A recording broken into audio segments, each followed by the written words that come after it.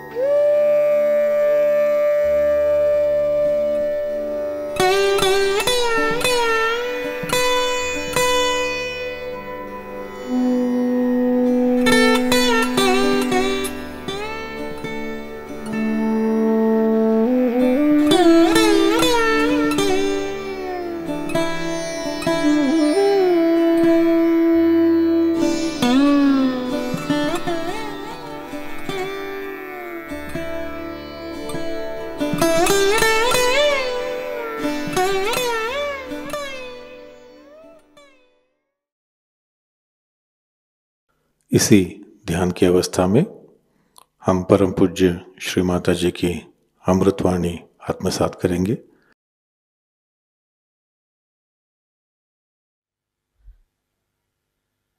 परदेशातून इतकी मंडळी आलेली आहेत, त्या मी नंतर इंग्लिशमध्ये बोलेन. I speak to you later on in English. पण लक्ष असं घेतलं पाहिजे की आपल्या पुण्यामध्ये ह्या 30 देशातून ही मंडळी आली, इतक्या लांबून, आणि आपण पुण्यामध्ये किती लोक आहोत, पुण्यातले किती सहयोगी आले, तेव्हा सहयोग पुण्यामध्ये काही वाढलेला दिसत नाही. त्यात भाऊबंदकी सुद्धा दिसून येते. जो तो माझंच खरंसं करतोय, म्हणून आज त्याबद्दल 2 शब्द मला सांगावेसे वाटतात. मी असं पाहिलं की एक दुसरं सेंटर काढलेलं आहे आणि त्या सेंटरमध्ये असं सांगण्यात येतं की अध्यात्माला पैसे लागत नाहीत, मग वर्गणी कशाला गोळा करायची. सांगायचं असं की अध्यात्माला लागत नाहीत पैसे, पण ह्या तंबूला लागतात, आणखी पुष्कळ गोष्टींना लागतात. आतापर्यंत मीच पदरचे पैसे करून हिंदुस्थानात येत आहे आणि अजूनही येत आहे. त्याशिवाय संबंध महाराष्ट्रात आमचा दौरा आत्ताच कुठे असा सुरू झाला जिथे की आपले ट्रस्टचे पैसे चालतात. हे ट्रस्टचे पैसे सुद्धा सगळे एकसार आपल्याला आश्चर्य वाटेल की बाहेरून आलेत. कोणीही एकही पैसा नाही दिलेला. फुकटखोरीची इतकी सवय झालेली आहे की जेवायला सुद्धा बसतील तर फुकट बसतील. तेवढ्यातल्या तेवढ्यात इथले लोक म्हणजे फारच जास्तच कंजूस दिसतात. म्हणजे पूजेला येतील तर स्वतःचा डबा घेऊन यायचा आणि तिथे जेवायच नाही. तो प्रसाद असतो, ते सुद्धा होत नाही. अशा भिकारी लोकांसाठी सहयोग नाही आहे. मला श्रीमंतही पचत नाहीत आणि भिकारी पचत नाहीत. जे अशा भिकारी वृत्तीचे लोक आहेत त्यांनी सहयोग सोडावा आणि आमच्यावर कृपा करावी ही विनंती. म्हणजे दुसरे चांगले लोक आतमध्ये येतील. कारण जे लोक इथे येतात त्यांच्याकडनं भिकारीपणा केला जातो असं मी ऐकलेलं आहे. प्रत्येक गोष्टीला पैसा लागतो, फक्त आत्म्या कायला लागत नाही, त्याच्यासाठी काही मेहनत करावी लागत नाही, हे कबूल. पण बाकी सर्व गोष्टींना पैसा लागतो. ह्या एकंदर भावबंदकीच्या ह्याला आळा घातलाच पाहिजे. अहो, दिल्लीहून सुद्धा गणपतीपुळ्याला जास्त लोक येतात, म्हणजे शर्मेची गोष्ट आहे. आणि इकडे लक्ष दिलंच पाहिजे. स्वतःमध्ये जर ती विशालता आली नाही तर आपण सहयोगी नाही. सर्वात मुख्य म्हणजे सहयोगाची जबाबदारी आपली आहे. हा खर्च आपण करायचा आहे. माताजीने कुठवर करत राहायचं? सर्वाला माताजीच येतात म्हणजे काय तुम्ही ही फुकटखोरी माताजीच्या दमावर करता? एकदा बिरबलला अकबरने प्रश्न केला की जगात अधमात अधम लोक कोण आहेत? तर त्यांनी असं उत्तर दिलं की जे लोक देवाच्या दारी जाऊन भीक मागतात त्यांच्यापेक्षा आणखीन अधमाधम कोणीच नाही. तेव्हा पुण्यातच हे विशेष पाहिलेलं मी, आणखीन कुठे असा त्रास नाही की काहीतरी डोक्याची शक्कल लढवून असे प्रश्न करायचे. तेव्हा जी वर्गणी लागते ती मला माहिती आहे, किती पैसे जमा होतात ते मला माहिती आहे. त्यात संबंध ट्रस्टचे पैसे आम्ही होतले ते सगळे ह्या लोकांनी दिलेले पैसे आहेत. ओतून तुमच्यासाठी जागा घेतल्या. आपल्याकडे कोणीही बेईमानी करत नाही, कोणीही पैसे खात नाही, कोणीही खोटं काम करत नाही. तर असं म्हणणं की याच्यात वर्गणी घेतात म्हणजे जसं काय लोक पैसे खातात की काय? अशा रीतीने जे लोक कार्य करत आहेत त्यांनी आपले सेंटर्स एकदम बंद केले पाहिजेत आणि त्यांना सहयोगी म्हणता येणार नाही. आणि त्याच्याबद्दल आम्ही जबाबदार नाही. त्या सेंटरमध्ये जाणाऱ्या लोकांना जर त्रास झाला तर आम्ही जबाबदार नाही. ही झाली सेंटरची गोष्ट आणि पुण्याची गोष्ट. आता आपण 2 दिवस पाहिलंच आहे किती गर्दी होती सेंटरला, म्हणजे आपल्या प्रोग्रामला इतके लोक आले होते. म्हणजे पुण्याला लोकांना परमेश्वर हा पाहिजे, त्याबद्दल शंका नाही. पण त्यासाठी जरासुद्धा आपल्याला तस लागू द्यायची नाही. त्यात परमेश्वर येऊन जर आमच्या पायावर पडला तर त्याहून उत्तम, अशी प्रवृत्ती असल्यामुळे ह्यातली किती मंडळी सहयोगाला धरतील आणि त्यात वाढतील आणि त्याच्यामध्ये आपली प्रगती करतील हे बघण्यासारखं आहे. त्यात तिसऱ्या तऱ्हेचे लोक मी पाहिले की जे सहयोगाचा उपयोग आपल्या धंद्यासाठी करतात किंवा काहीतरी पैसे कमवण्यासाठी करतात. हे तर अधमातले अधमातले अधम झाले लोक. जे सहजात जमेल ते केलं पाहिजे. ही प्रवृत्ती पुण्यामध्ये असावी याचं मला फार आश्चर्य वाटतं, कारण पुणे हे एक पुण्यपट्टणम आहे. आता काल आणि परवा मी खणखणीत म्हटलं पाहिजे तर फार परखडपणे हसतच खेळतच पण सहयोग सांगितला. त्यावर लोक अगदी काल 1.5 तास मी बोलत होते पण अगदी निस्तब्ध बसले होते आणि त्यांच्यामध्ये निर्विचारितेची स्थापना झाली. आणि ते येतील, पण तुम्हा लोकांना बघूनही ते बिचकणार आहेत, कारण तुम्ही तुमच्या लीडर्स ऐकत नाही, त्यांचा मान करत नाही, तुम्ही योग्य असल्यासारखं दाखवत नाही. प्रत्येक ठिकाणी पैसे वाचवायच्या मागे असतात. कसे पैसे बनवायचे? पैसे पैसे पैसे पैसे, हे भूत सोडलं पाहिजे. तुम्ही दिलदारपणा जर नाही केला तर तुम्हाला परमेश्वर आशीर्वाद देणार नाही. जर एक दार उघडलं तरच दुसऱ्या दारातून वारा येतो. पण जर तुम्ही एक दार बंद ठेवलं आणि दुसरं दार उघडलं तर वारा येणार नाही. पहिली गोष्ट आहे म्हणजे कंजूस माणसाला सहयोगामध्ये स्थान नाही. ज्यांना कंजूसही करायचे असेल त्यांनी सहयोगात राहायचं नाही. अशा लोकांना काही मिळणार नाही, काही प्रगती होणार नाही. कद्रूक मनुष्याची सहयोगामध्ये काही सुद्धा लायकी नसते. अशा माणसाने आपला कद्रूकपणा करावा आणि घरात बसावं, हे बरं. पैशाच्या बाबतीत बोलायचं म्हणजे मला अगदी जीवावर येतं, कारण तुम्हाला माहिती आहे मला काही पैशाची कदर नाही. पण हे शिकलं पाहिजे. की आपल्यामध्ये लक्ष्मी तत्व जर जागृत करायचं असलं तर माणसाने थोडं तरी विशाल हृदयाचं असलं पाहिजे. त्यात भर अशी पडते की सहयोग ही आमची जबाबदारी आहे असं कोणी समजत नाही. ही आपली जबाबदारी आहे. आम्हाला सहयोग मिळाला. जर एखाद्या दिव्याला तुम्ही ज्योत दिली तर लगेचच तो प्रकाश देऊ लागतो. तसेच तुम्ही प्रकाश देण्यासाठी बनवलेले आहेत, नुसते मिरवण्यासाठी नाही किंवा ह्याचा फायदा उचलण्यासाठी नाही किंवा आम्ही सहयोगी म्हणून जगभर फिरण्यासाठी नाही किंवा नंतर माताजी आम्हाला देतच असतात. तुम्ही कधी देणार आहात सहयोगाला? तुमची मेहनत पाहिजे. तन मन धन म्हणतात. मला नको असलं तरी सहयोगाला त्याची गरज आहे. जबाबदारी म्हणून घेता येत नाही. आणि 2-4 माणसं मिळून ही कामं करतात. मग त्यांना म्हणायचं की तुम्ही स्वतःला फार समजता, तुम्ही फार शिष्ट आहात. पण तेच 2-4 माणसं कामाला लागलेली आहेत. असे जे लोक आहेत ते गळून पडणार सहयोगात, हे लक्षात ठेवा. तेव्हा जर तुम्हाला आपली स्वतःची प्रगती करून घ्यायची असेल तर आधी ही आपली एक जबाबदारी आहे. सहयोगी ही आपली फार मोठी जबाबदारी आहे हे समजलं पाहिजे आणि त्या जबाबदारीने वागलं पाहिजे. ज्यांना ही जबाबदारी सांभाळता येत नाही आणि ज्यांना असं वाटतं की आम्ही सहयोगामध्ये म्हणजे नुसते आनंदाच्या डोही येण्यासाठी आलो आहेत,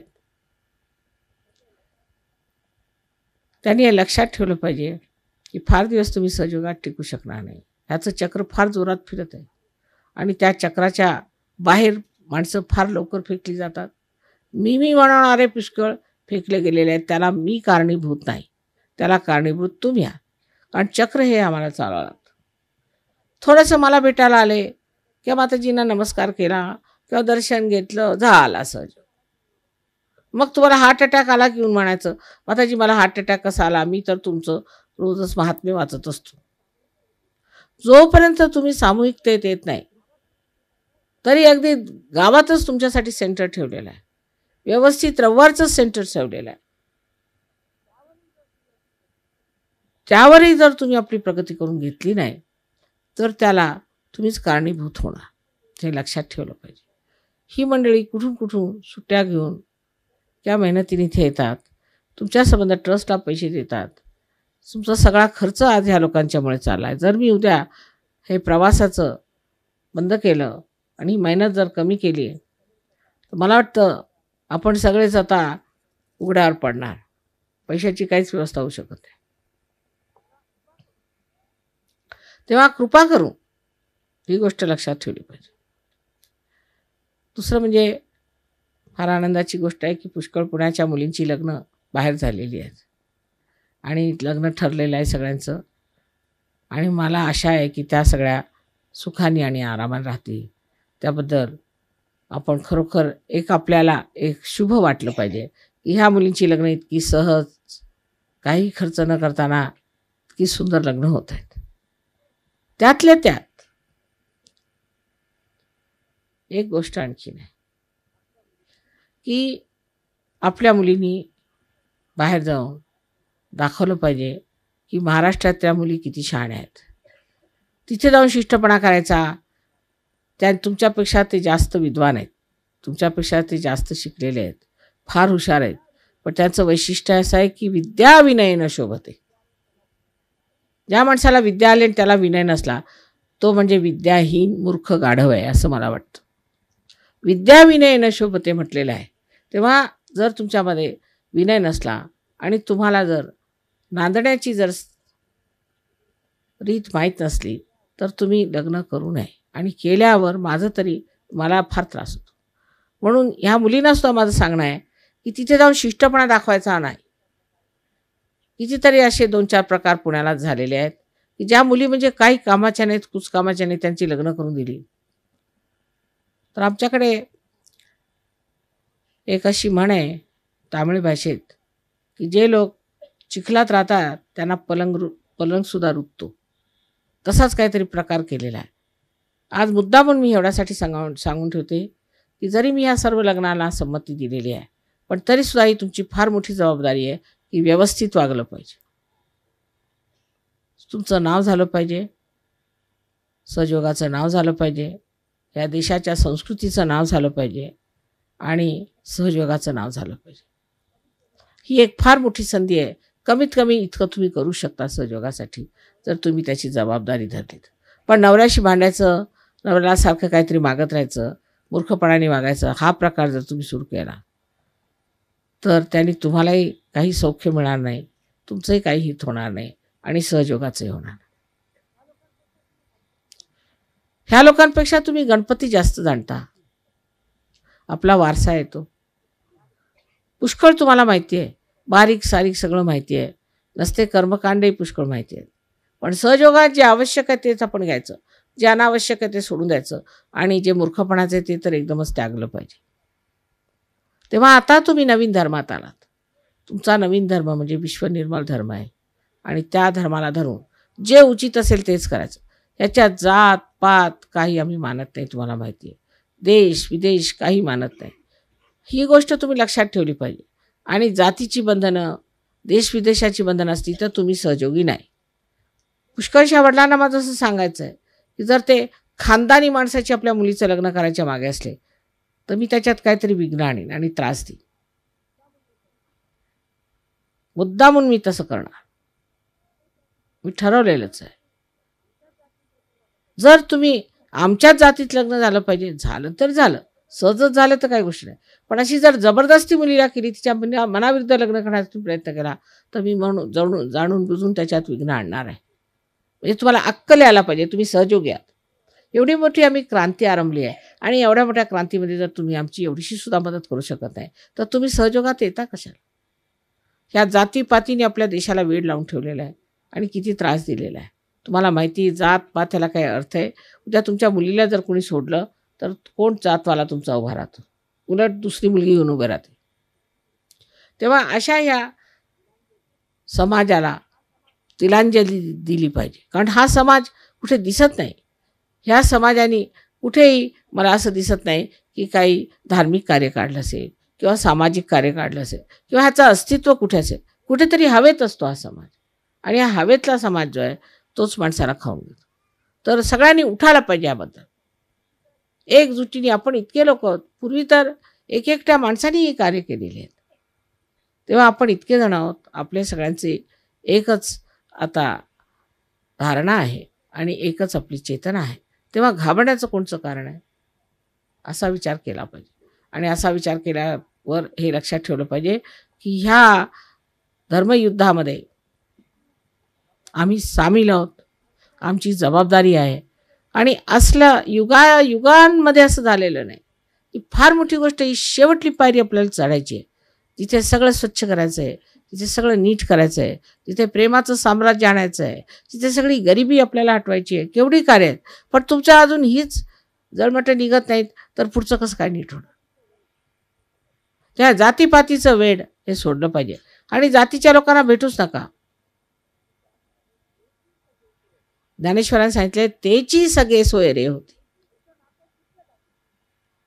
तुमचं नातं सुटलं बाकी लोकांशी, तेची सगळे सोय रे होती. स्पष्ट सांगितलेलं आहे की हेच लोक आहेत, हेच सगळे सोयरे आहेत आणि बाकी नाही. आणि सेंटरवर जो जात नाही त्याला सहयोगी म्हणायचं नाही. सेंटरवर गेलंच पाहिजे. तुम्ही श्रीमंत असाल ते आपल्या घरी असाल, पण सेंटरवर गेलं पाहिजे. मी सुद्धा तुमच्यावर झोपडीत राहते, वाटेल त्या परिस्थितीत राहते. मग सेंटर अगदी फारच सुंदर असलं पाहिजे, त्याच्यामध्ये झगमगाट असला पाहिजे, असा विचार करणं फार चुकीचं आहे. अत्यंत साधारण असं सेंटर असलं पाहिजे जिथे सर्वसामान्य माणसं सुद्धा येऊ शकतात. आजपर्यंत बरेच दिवस झाले मी आपल्या पुण्याच्या सहयोगांशी स्पष्टपणे बोलू शकले नाही. आज ह्या रम्य परिसरात मला असं वाटलं की एक तऱ्हेची आपल्यातही रम्यता आली पाहिजे आणि ती रम्यता येण्यासाठी आतमध्ये जे आमच्या जुन्या पद्धतीचे नसती कर्मकांडांची आणि धर्माच्या बाबतीत अगदी चुकीच्या कल्पना आहेत त्या जाऊन आपण स्वच्छ निर्मळ गंगेत आलं पाहिजे. तेव्हाच हे कार्य होऊ शकतं. त्यात अहंकारसुद्धा आपण जपला पाहिजे. कशाही गोष्टीचा आपल्याला अहंकार असला तरी त्रास होतो. मी म्हणजे कोणतरी विशेष. कोणी सहयोगांना असं वाटतं की आम्ही पहिल्यांदा सहयोगात आलो म्हणजे काहीतरी विशेष. अहो जे पहिले आहेत तेच जाणार आहेत असं मला दिसतंय. बहुतेक जे अगदी पहिले पहिले होते ते एक एक कटतच चाललेत. म्हणजे ही कल्पना असणं की आम्ही पहिल्यांदा सहयोगात आलो, हीच पहिल्यांदा तुमच्या विरोधात बसणार. ती भावना कंटाळली पाहिजे की आम्ही फार जुने सहयोगी आहेत. म्हणजे तुम्ही जुनाट झाले, आता निघून जा. प्रत्येक वेळा नाविन्य असायला पाहिजे तरच तो सहयोगी आहे. कारण ही जिवंत क्रिया आपल्यामध्ये रोज घटत असते. रोज नवीन नवीन आपल्याला अनुभव येतात. प्रत्येक वेळा आनंदित नाविन्य असायला पाहिजे. आणि मी फार जुना किंवा मी फार जुनी असा ज्यांनी जर तुम्ही मनात विचार ठेवला तर त्याचा जुनाटपणा दिसून येईल. तेव्हा इकडे लक्ष ठेवलं पाहिजे की आम्ही आपल्याबद्दल काय बोलतो. फक्त तुम्ही सहयोगाबद्दल आणि माझ्याबद्दलच बोललेलं बरंच आहे. त्यांनी सगळं काही ठीक होणार आहे. तेव्हा शरणागत होण्याचा अर्थ हाच आहे की आपल्यामध्ये ज्या या जुन्या गोष्टी आहेत त्या सोडल्या पाहिजेत आणि आपण जो अहंकार गोळा केला आहे तो सुद्धा नष्ट पावला पाहिजे. मला ते पिपळी द्या झाला. बोलून बोलून आणि प्रवास करून माझ्या पर्समध्ये सुद्धा कुठे गेली.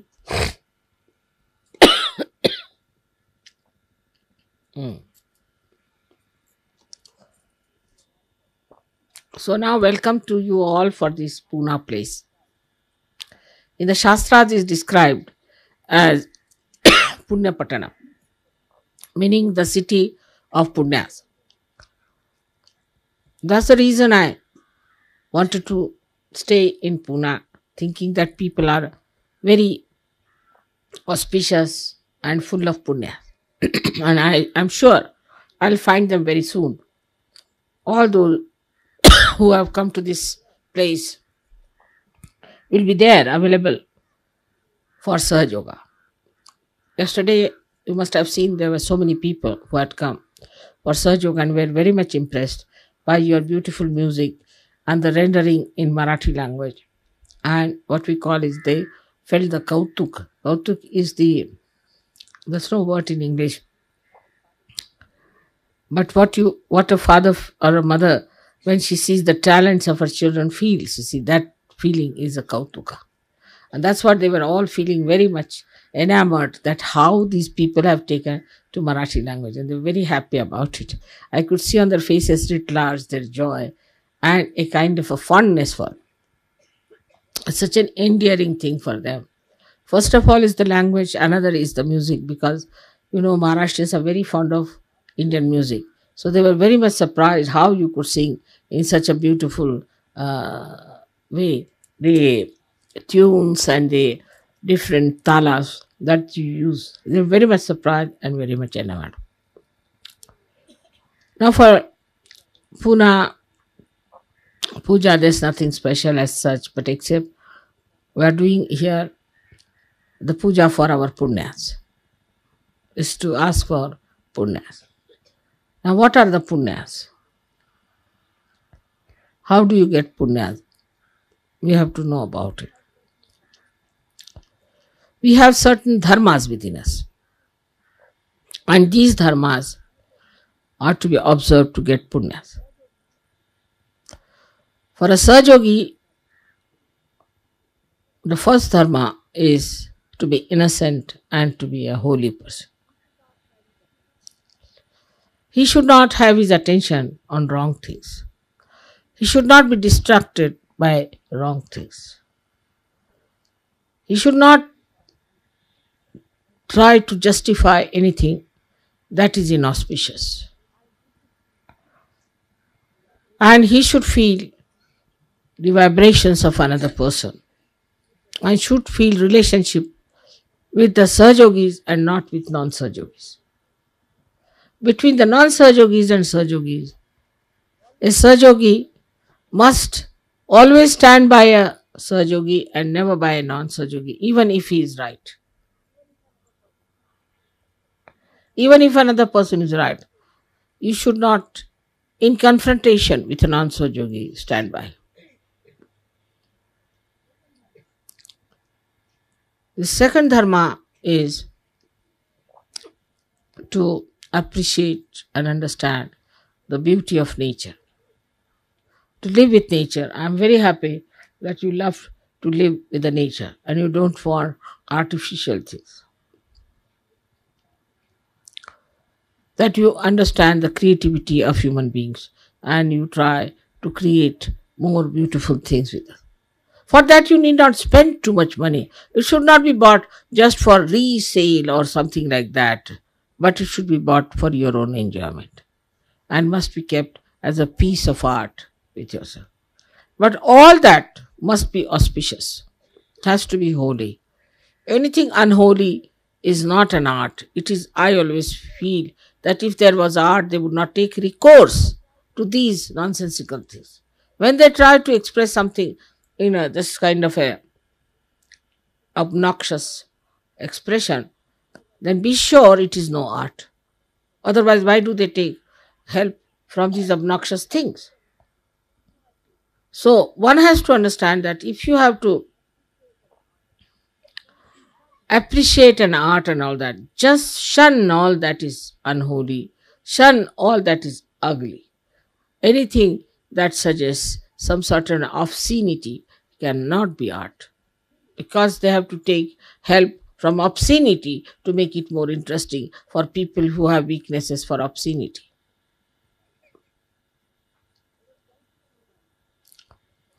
There was a gentleman whom I knew. We had gone to an exhibition to see things.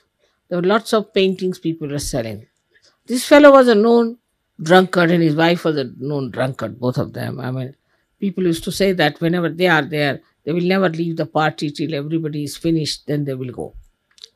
And I was so surprised that they wanted to buy some painting. And they bought the paintings of all the drunkards, you see. It was very surprising. That fraternity of drunkards was so much. I just couldn't understand how did they take to drunkards, you see. And all the photographs, how they are sitting in a pub or in the house, they are drinking and all such stupid type of things about it. We both started looking at each other that these drunkards look so horrid, all their wrinkles you can count one by one, and they're falling on the road and the streets and all kinds of faces. There no way they were beautiful, none of them, neither the women nor the men. They looked something out of this world. And they were appreciating it so much, you see. Everything they were appreciating. So we thought even when they were not drunk, see, there was some sort of a drunkenness in them. Otherwise, how could they like such a nonsensical thing? So the fraternity of obnoxious things and fraternity of ugliness works with ugly people. Ugly people always like ugliness. And those who are violent within will say that we want to look violent. And we want to look like wild people. We want to look like people who are aggressive. We must have, in India nowadays, they are advertising that if you wear this kind of a dress, your ego will express itself. At least in the West, people are ashamed of their ego. But in India, they say if you smoke, then the ego shows better. We are following your footsteps till we fall into the same ditch blindly.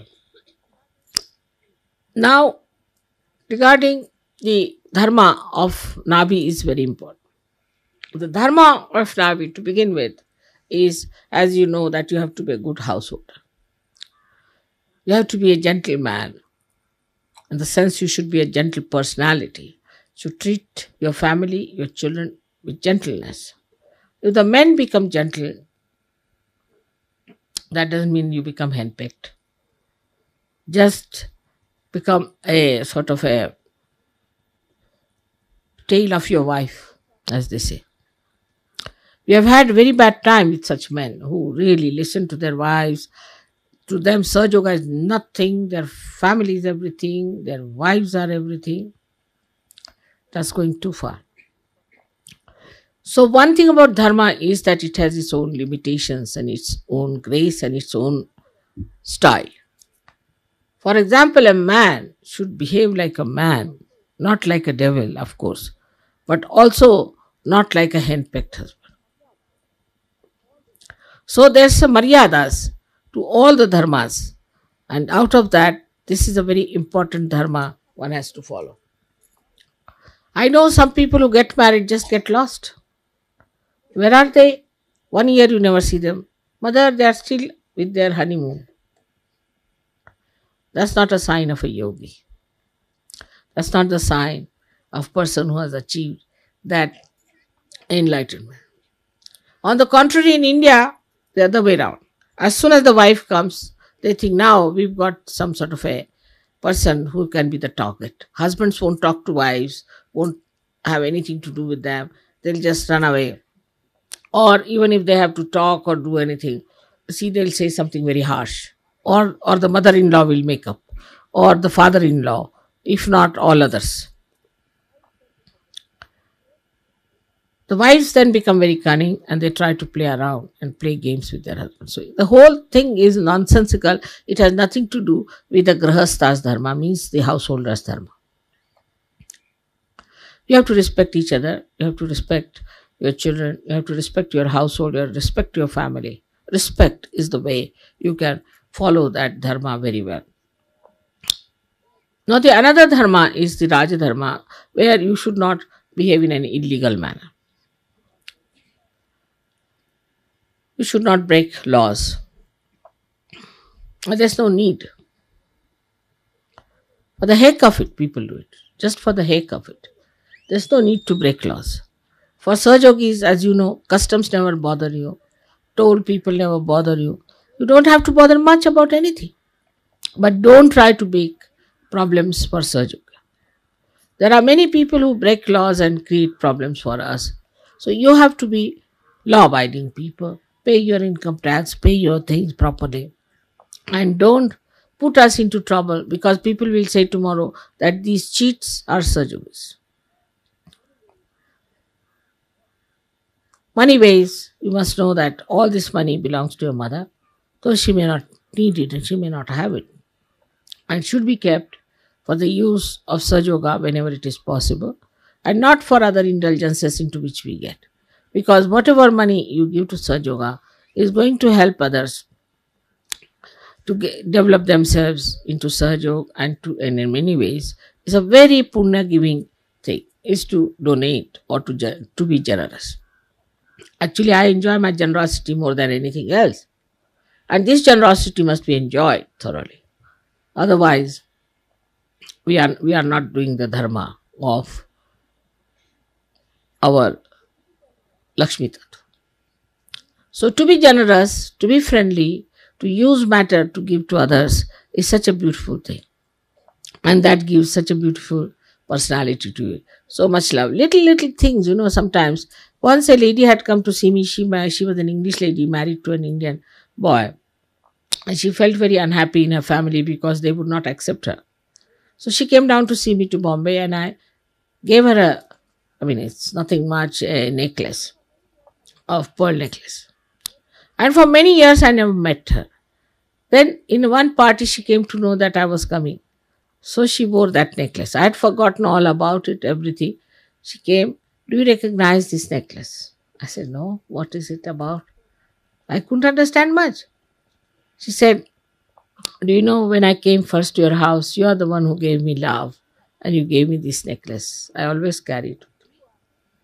And when I heard that you are coming, then I wore it. Otherwise, I never wear it." It touched my heart so much. Just see, a small thing I did for her.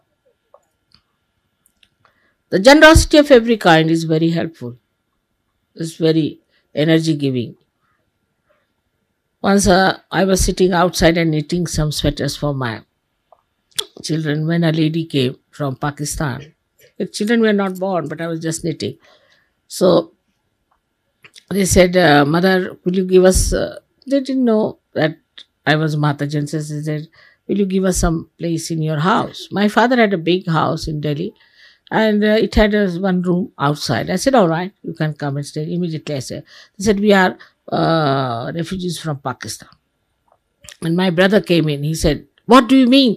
Do you know these people? They could be thieves. They'll do..." I said, "But what are they going to steal from here? The room is completely outside. They have nothing to do with us. What is their poor things are in need tomorrow, supposing we become refugees?" He wouldn't agree. He was shouting at me. Then he asked my husband to come, and he also told him and brainwashed him, and both were after my life. I said, nothing doing. They are going to stay here, and this is my father's house, and I'm going to put down my foot there. And they didn't know what to do. And they wrote to my father, and my father said, whatever she says is all right. You don't bother her. So then they stayed. These three persons stayed in my house. One of them was a Muslim. And there was a big reaction to the way it had happened in Pakistan. People started killing all the Muslims. And they came to my doorstep and said, okay, there's a Muslim staying with you and we want to see him. I said, there's no Muslim. I told him a lie. He said, how is it? I said, you see my this thing? Why will I tell you a lie? After all, if there's a Muslim, I would not keep a Muslim in my house. And somehow or other, with my cunning, I convinced them. And they went away. And the fellow was saved. Later on, long time back, I heard that the lady who was there has become a very well-known actress. And the gentleman whom I saved had become a very great poet. And they wanted to see me and meet me, but I was frightened that, you see, it's a bit too much. They might think, it's rather embarrassing for me. One day, suddenly, they had started a film institute and they asked me that, please, they come for that because we want you to be the vice president and all that. And they said that if you can ask these two persons, they will help us. I said, never tell them that this is our work. Otherwise, I'll be very embarrassed and they'll be forced to do it. There'll be no freedom. ऐसे जाओ, ऊपर बैठना है, वहाँ बैठना तो नीचे बैठ जस्ट तिला लाज वाटेल मागे ठेव मागे ठेवलं तर बसे लाज वाटेल तिला this is my family embarrassment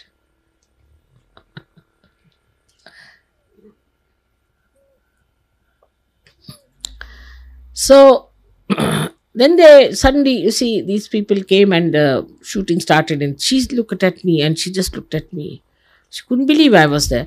She just came and hugged me and started crying. She said, how are you here? They said, do you know her? He said, of course I know her very well. They said, this is her work. Why didn't you tell me? I don't want anything. I'll do anything for her. And the whole thing came back, I also had tears in my eyes. So generosity always helps.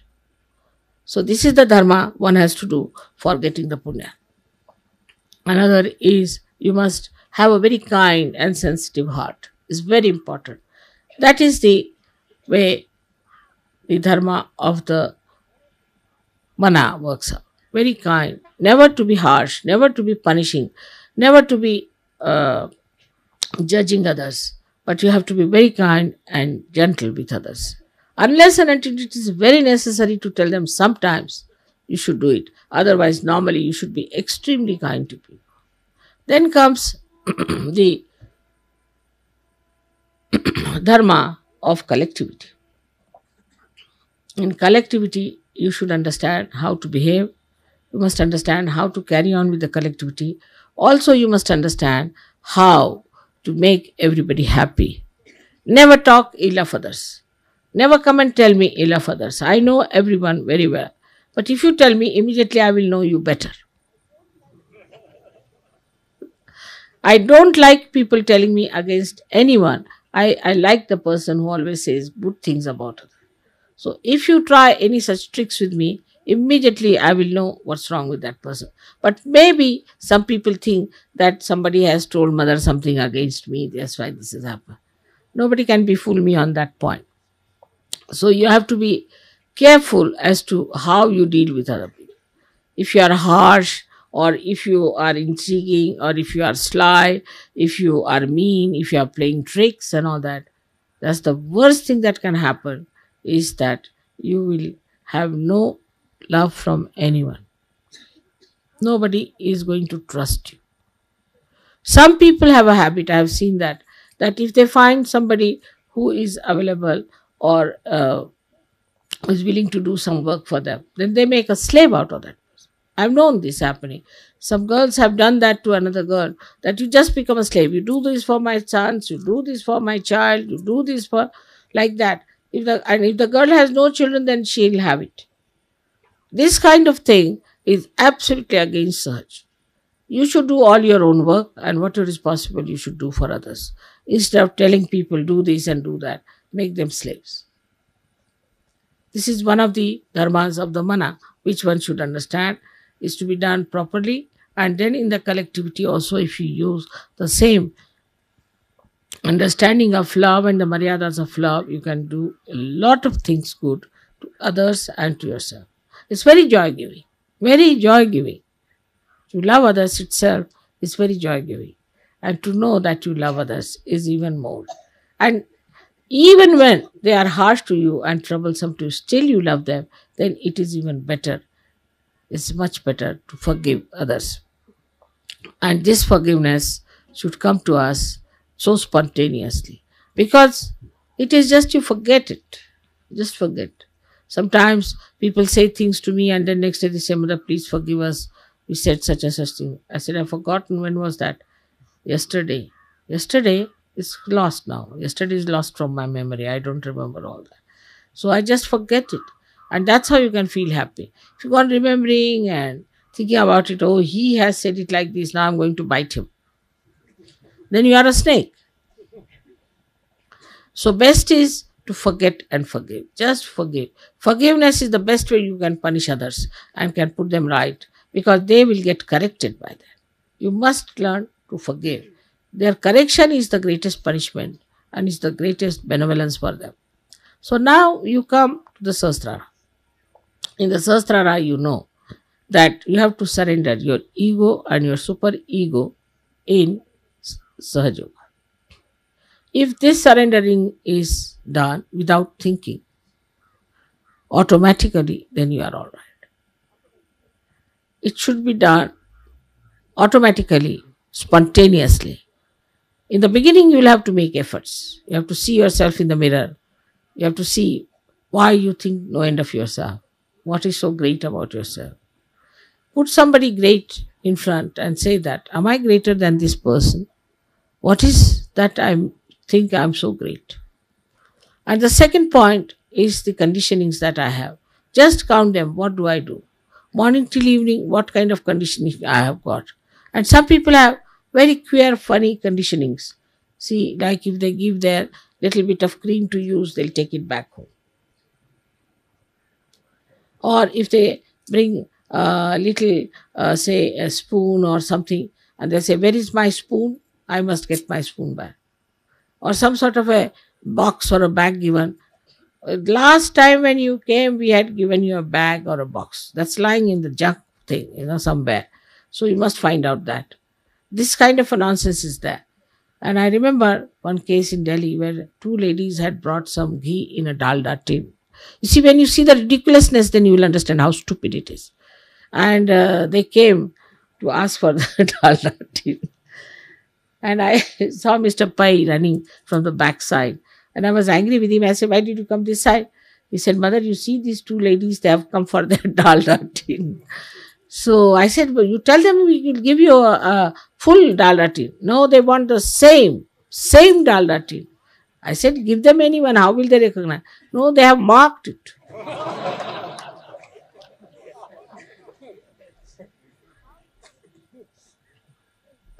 You see how stupid people are. It shows their nature of smallness, of their very, very low level of breeding. I mean, just imagine, like worms they are. The way they get after dalda tins, just think of it. And they justify it. Yes, we brought it, but you see, we needed it. So this is the another extreme I'm saying. The another extreme is that you give away everything that you have. Supposing in my head it comes, I have to give away this. I immediately do it. Because if I don't give, it will go on troubling me. Why didn't I give? I should have given away. So you see, the mind is that way. What will give me happiness is I've given away. Thank God, got rid of it. Because that feeling that I have to give away itself is joy giving, and once I've given away, the joy starts bubbling out. So like a load which is on my head just goes out. But not that the thing is a load, but that the feeling that I have to do this, I have to give this. If somebody I cannot give, then I go on remembering I have not given this to this person. I have given to everybody, but why should I not give it to everyone? And it's very joy giving. It's very nice. And because of this, I get right things at the right time and very cheap. Because it's for giving. So it comes from one side and I give. From another side it comes, I give. And people say, Mother, you get such nice things. How did you get it? I say, I don't know. It was just there. And I have collected it and just flows. I don't have to worry. At the right time, I get right things of the right value. Just like that. Sometimes it's in my house, I find. It's there. From where do you get it? God alone knows. So this comes from your generosity for others, feelings for others, and do it in a graceful way. Not that once you give something to someone, oh, I gave you this, 10 years back, and this is I've given it to you 10 years back. Even a cup of tea they'll remember. It's horrible sometimes the way people talk about things. After all, you see, if you have given somebody, actually, sometimes I give very nice things, I should say. Then I say, what a nice thing you are wearing. Mother, you have given me. Then I feel so embarrassed that. So I now don't say even that. It's quite frightened of myself. Because if I say something is nice, uh, somehow it turns out to be one I have given them. I feel very bad. Then I think it's very embarrassing to say such a thing. So a kind of a shy, bashful understanding should be there about oneself. This bashfulness is the beauty of human beings. Those who do not have this bashfulness, who are just, even the animals are bashful. Any animal you take is bashful. Even the lion is a bashful animal. If you don't have that bashfulness in you, then I don't know what you look like. There's nothing to compare in this world. I can't think of anything which is without bashfulness. So there should be certain amount of bashfulness which gives you a beautiful countenance and a beautiful temperament. So at Sahasrara is just the surrendering, which we call Islam, means surrender. Surrender what? Surrender your ego and surrender your bad conditioning is the point which one has to reach. And once it happens, you are offloaded. Offloaded. You are free and the ascent starts. Ascent is very much faster there. You give up my sister, my brother, my son, my this, my that. The whole thing goes off and you become absolutely free. And you start understanding. So this is how we have to look after our dharma and we have to achieve the punyas. And these are the punyas. There's a very nice story of, I think Namadeva only, I don't know, Eknath. He went down. It's a custom that you have to take a one pitcher like this, water, and they had to take it to Dwarika. So he went there, carried it all the way. And on the way, when they reached the temple, at the foothill of the temple, he saw a one donkey, which was very thirsty and was dying out of thirst. So he took his cover, he took his pitcher to him and made him drink all the water. So everybody said, all the way you brought this, and what are you doing here at the foothill? When you have to go to the temple and do the Abhisheka, you finished it here. He said, you don't know. God himself has come down and is thirsty. I better give him. This understanding of doing things for Sahaja Yoga, of doing things for others, and enjoying that is the greatest punya. May God bless you.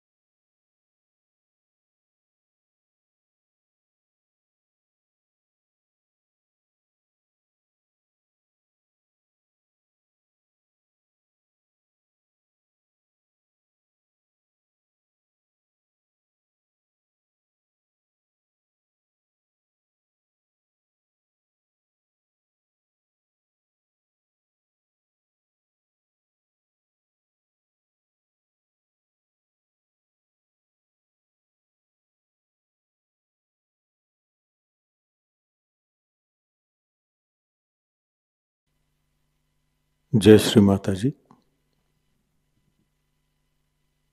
परम पूज्य श्री माता जी, कृपावंत होकर आप हमें निर्लिप्त साक्षी बनाइए। परम पूज्य श्री माता जी, कृपावंत होकर आप हमें ऐसी स्थिति प्रदान करें जिससे हम आपकी लीला को देख सकें। जो भी घटित हो रहा है उसको साक्षी भाव, निर्लिप्त साक्षी भाव से देख सके। परम पूज्य श्री माता जी, हमसे जो भी कार्य हो, जो भी कर्म हो, वो सब हम आपके पावन चरणों में रख सके, पूर्णतः समर्पित होकर रख सकें, ऐसी स्थिति हमें प्रदान करें। परम पूज्य श्री माता जी, आपके प्रति अनन्य भक्ति हो, इस तरह का आशीर्वाद और ऐसी ध्यान की स्थिति, आध्यात्मिक स्थिति हमें कृपा कर प्रदान कीजिए। श्री माता जी, आपके पावन चरणों में हमारे कोटि कोटि प्रणाम। कलेक्टिव बंधन।